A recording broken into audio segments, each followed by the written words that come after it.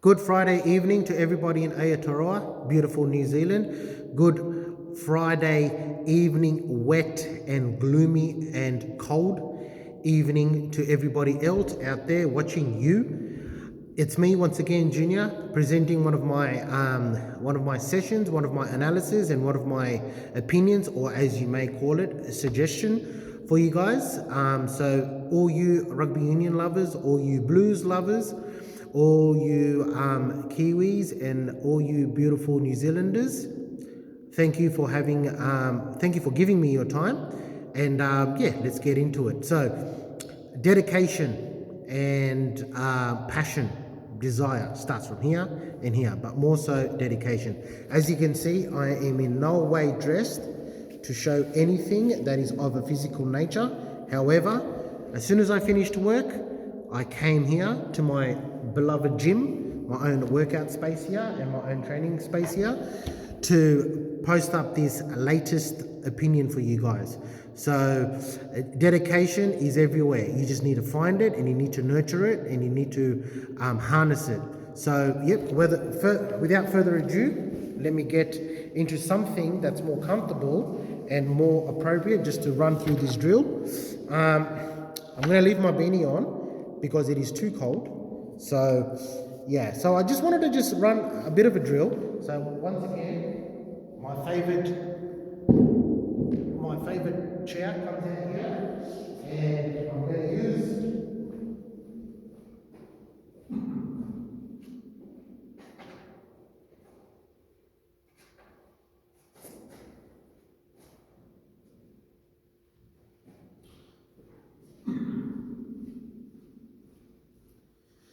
as I was saying, I'm going to once again use my ever trusted medicine ball. So this is going to be a quick fire snap podcast, as it always is. I'm not going to get into too much detail, and just wanted to just show another opinion of what I believe will be good for amateurs and even professionals alike when they are training for anything that's of a sporting nature, but particularly rugby union. So first and foremost, I wanted to show what I believe is a good scrummaging set, and this is particularly for you, sir, Mr. McDonald. So I hope you, Mr. McDonald, do not find any offence and can actually use what I suggest rather, as just some food for thought, or just bank up something in the back of the memory bank. So hopefully we can see this. Okay, now when it comes to scrummaging, so I'm just going to show it from so basically we're in the middle of the paddock, right? So I'm going to use it on this side. So let's say that we've got all the forwards. So this is the scrummaging, okay? And I'm going to use the chair legs as legs for our players, okay? So we're in the scrum, okay? The scrum half is here, he's got the ball, and now they are about to engage. Okay, Joe. So they're set and they're about to engage. But when they engage, my suggestion is as a scrum half is to allow the forwards to make a tunnel as they do in rugby league. So they make a tunnel, but not so much that it's exposed so you can get penalised, no, or any infringement, no, nothing like that. So it's just as the ref will call set, and then he says engage, quickly have a player make a tunnel, and then you feed it, although you feed it in, okay, you feed it between the legs, and at the same time the next player has to be ready to ruck it back. So use their leg to ruck it back. Yeah? So whichever favourite leg it is, ruck it back. So basically you get the ball, okay? Scrum half gets the ball and he does a round circle, and he feeds it into the scrum, but he feeds it into the player who's got his legs open like that, feeds it in between, okay? So it's a tunnel, and then the next player next to him rucks it back, and that then allows the ball to come back quickly rather than wait for it to get shuffled back. All right, and then from there, okay, you can get a quick out. Okay, the ball can quickly quickly come out of the scrum, and that then nullifies the potential of being of being caught in a mall. Yeah, in a mall that, and if you were to play against a team that's got a lot of that, their scrum is working more than yours, then that's the last thing you want to do, is to get caught up in a tug of war in the scrum set. So basically, and yeah, look, before I forget, I have to ask for you guys to please excuse me with the lighting in the background. Okay, there's nothing I can do about it. There's only one set of light, so if it's too bright, I do apologize. But yeah, it's the best. I'm doing the best that I can do. Okay, so yeah, once again, the scrum half. Okay, feed it in a circular motion. Feed it between the player's leg, that's where you make the tunnel, but feed it into the player who's got his leg out, and he can quickly flick it back. Quickly flick it back, and then the ball will propel out. Okay, the ball will propel out, and then it will quickly propel out, and will leave the ruck and ball. But obviously, on the flip side, okay, on the flip side, if you do have a strong scrum and it's working, then the player then the same drill. Okay, you feed it in between the legs and goes straight to the player who rucks it back. But then the player who we say is a lock forward, okay, who is in the scrum at the back of the pack, he can quickly pick it up, okay, and he can then push. Then he can somewhat stir the scrum into whatever direction he wants it to be stirred at. That's my opinion. Okay, it's more applicable in rugby league, but I do see it can be applied to great success in rugby union. That's the first thing. The second thing is passing. Now, I do see a lot of players, they have the tendency to pass as a spinning pass. Okay, but I have found with the rugby union ball, now this isn't a good example. This is a medicine ball, so I won't be able to replicate what I'm talking about, but I'm sure whoever's watching will be able to understand what I'm talking about. Okay, now a rugby union ball is a lot bigger, okay, and therefore it's got a lot more buoyancy to it. Okay, now when it has more buoyancy to it than to a rugby league ball, then it tends to stay in air a lot longer. Okay, it tends to stay in the air a lot longer, like a soccer ball. Okay, and and there's a lot less of a precision when it comes to accuracy in passing or kicking than it is of a rugby league ball. But what I do say is that with the buoyancy, if you want to get the ball out a lot quicker, I suggest, rather than passing in that kind of motion where the ball is, where you're holding halfway and like in the half section of the ball and you're flicking it, like so it's spinning like a torpedo, I say you rather hold it on the bottom side of the ball and you pass it flat, pass it flat down the line. That's what I believe. So when you pass it flat down the line, then it's a lot more crisp and it's a lot more direct and there's less buoyancy and it gets to the player a lot quicker, rather than it being airborne, and then to the player. So I believe that when you hold it just below the halfway section and you pass it flat rather than flick it, if you pass it flat, okay, it's a lot less airborne and it goes direct. That's my passing. Now, when it comes to stepping, okay, now, honestly, goose stepping, okay, and everything to do with that, okay, it is all about goose stepping works if your body can sell a bluff, okay? So basically, goose stepping or stepping in general. Now, goose stepping is always applicable when the player is running, right? Running, you're goose stepping, so you kind of goose step the defender. But what I believe is, rather than stepping, I believe is to do a shimmy, and a shimmy gets the defending player off balance, and that is by the dropping of the shoulder.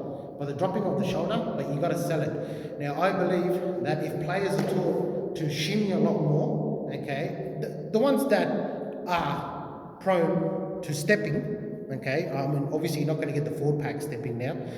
So, players in the back line, okay, now if they are prone to stepping, I suggest you more or less, you do it in a way that you know, you're selling a story. You see, so when you're stepping, you go bang, bang, and then, you know, and you jump off, or then you go bang, bang, and then jump off. Yeah, that's what I believe. So stepping, and you don't have to step all the time. Read the player, and you always wait for the defending player to make the first move. Obviously, it's a lot easier said than done, because in rule play, you get the ball in your self-preservation and everything, but an astute runner of the ball, he will be able to pick up as to where the defender has, where and how the defender's lining him up. So, you know, if it's about stepping, you know, that, and like that, you know, with that, see, I just almost fell over. But, you see, now, if it comes to stepping, you know, and I've always had a big dream. I've always had a big dream, and I've always had an idea that it would be so magical if a player was able to spin as a step. Now, obviously that comes down to agility, but agility can be harnessed. Agility can be harnessed and can be trained, more or less. Can be trained or can be brought out from a player who's very, very lean, you know, and very, how would you say, very, very elastical in body structure, and also who's somebody who's got a lot of speed to them. But in general, when it comes to stepping, it's all about the dropping of the shoulder. Yeah, dropping of the shoulder, bang, bang, bang, dropping of the shoulder. Yeah, and that, and you know, like that. See, so dropping of the shoulder. Like that, yeah. So you always have a leading leg, always have a leading leg. So if you're left leg, you go like that. So you have a leading leg, or if you have right leg, you have the right, and then you bounce off that. But like I said, defending players are not going to look at your leg. They're not going to look at your legs. They're going to look at your shoulders. So you have to sell a story. You have to sell a story, and it's all about. Also, the biggest ingredient, biggest key is your eyes. Okay, the eyes need to more or less show, but without showing. So if you're going to look towards the right, but you're going to the left, so you bluff it. You go to the right, but you go to the left. You know, you shoot off towards the left. Or if you're going to go to the right, you look to the left, then you shoot off to the right. Okay, so that, I believe, when it comes to stepping, that is a very good way to go about it. Okay, and then last but not the least, once again, it comes to training. Okay, and I said this last time, 70% is your diet, 30% is your training. Now, if I am to grab my phone, okay, and if I'm to grab my phone, hey everyone, yep, and place it here, what I do believe is always important. Oops, sorry, phone just dropped. What I always believe that is important is the chin up. The ever so favorite chin up. Okay, now let's go. Sorry, phone dropped again. Hopefully it does not drop this time. Sorry guys, technology at its best. And when you have a chair as a stand. Now what I do say is that always when you're out training, always have a chair when you're first starting off. Chin ups. You have wide grip, you have close grip, and you have shoulder length grip. Okay, always change it up. So I believe all the way down. 1, 2, 3, 4, and then once you tap out, you go 5. But always all the way down. See, I haven't done it in a while. That's why I was only able to do 3.5 to 4 proper sets of proper reps of chin up. But if I'm to be absolutely honest, nothing is better than having a good form when you're doing chin-ups. Because as I mentioned last time, chin-ups is what allows the body to get engaged with everything. So, without talking too much, I do say that start off with shoulder length, okay? And then go into close grip, and then go into wide grip. But your body must always be stiff, straight, and all the way down for reps. All the way down. Okay, and it's always good to have a, it's always good to have a partner. So obviously in a team sport, you'll have a partner. They hold your body straight, and then they guide you.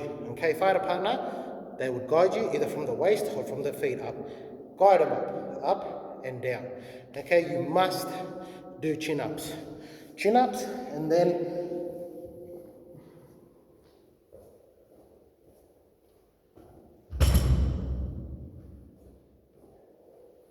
chin-ups, and then you get a bar. Okay, this is an Olympic bar, but you get a normal bar, and you always do lean over, back press, lean over, back press, straight away like that. Ass out, bum out, and you always do back like that. It's always important to do back, and you do, the more you do, the better. Obviously,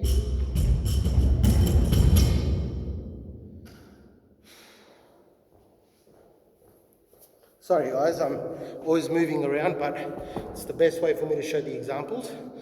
Now, remember, when it comes to the back, okay, it doesn't make a difference whether you're lean or you're bulky. You must do as many as you can, because the back is for your core. That's an additional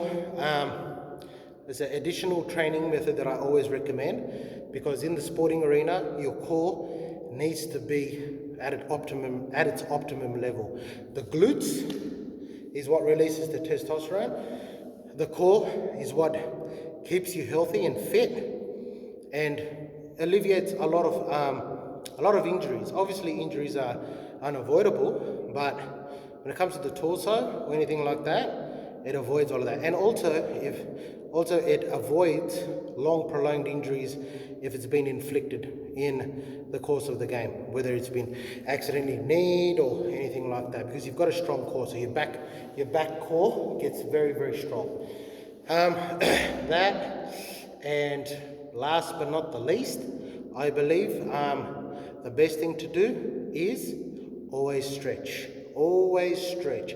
The more you stretch, okay, the more time you take, and the more concentration you have in stretching, the more you'll be more fluid in your game and in your training, and you'll be able to pick yourself up from injuries and from a long offset or a long onset. So whether it's a long injury or whether you've played a long game, you will be a lot better off if you have stretched at the beginning, and always stretch down, guys. I cannot stress how important that is.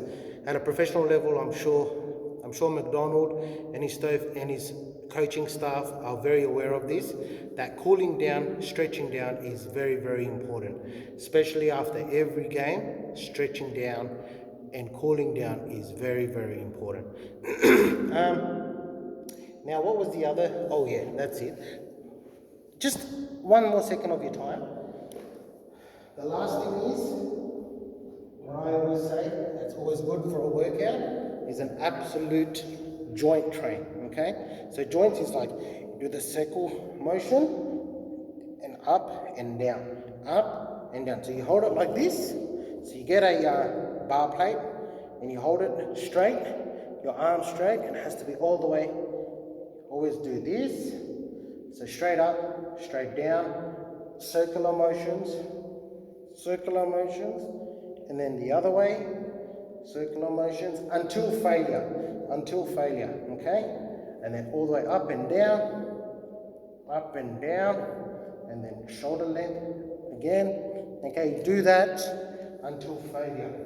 Must do that amongst everything else that I've shown previously. Okay guys, you must do that. It is always best advice to do exactly what I've said, and obviously you can mix it up with other things. Running as well. Running helps. Obviously I need to do a lot more running. But yeah, so that's my take on what I believe is very, very good.